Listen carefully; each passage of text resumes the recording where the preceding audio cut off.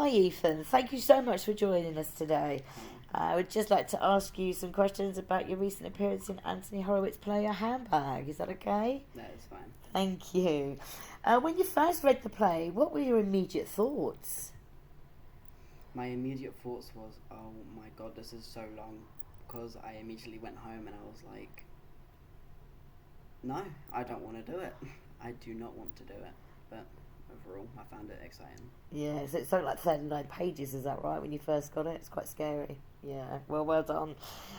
You were cast in the role of, I believe, Alan. Mm-hmm. And so did you think the casting worked? I had no objection against the casting, as I didn't really feel any personal connection to any of the characters. So when I received the casting of Alan, I felt, okay, why not? And you make it work into your own. Mm-hmm. Brilliant, all right. You were asked to play a character outside of your comfort zone. And how did you feel about this?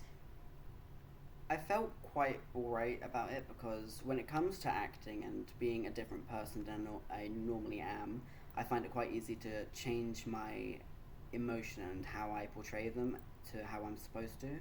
Say, because Alan is sort of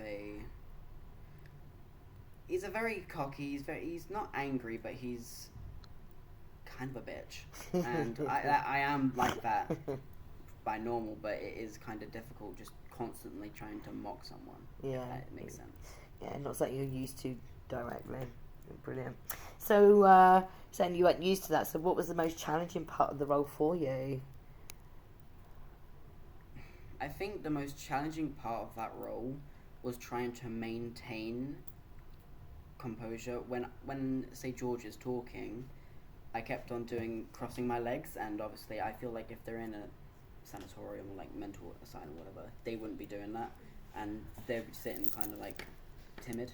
But yeah, I kind of kept losing character and sitting like this, like I am now. But I suppose you were aware of that, so you would say movement was more so the most, the problem that you had to work with, the challenging, yeah?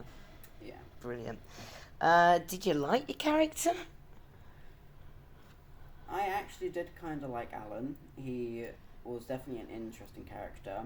I can't really relate to him, of anything that's happened to him in his past, but I felt like I played him well, and I'd say we'd get along most likely. But definitely, I feel like because as in like 3 plays in a row, I've played this sort of hyper character. Either they're always a bit angry or they're a bit just over the top excited. I think for my next role, I would definitely want to play something soft, because I feel like I can. Okay, for each plays, I've managed my emotional vocal cords or whatever to go high pitched, go quite anger, quite just different. But I've never really had a role that makes me really soft and calm and just an overall chill person, which I would like to test out. That's really good to extend your skills. Nice, okay. So what's your biggest achievement then in your Unit 8 so far with your FMP?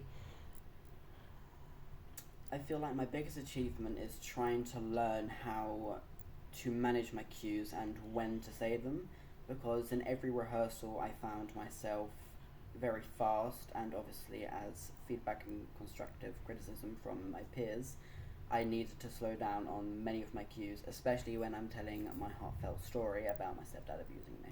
Yeah, brilliant. And feedback's always important as well, isn't it, for evidence?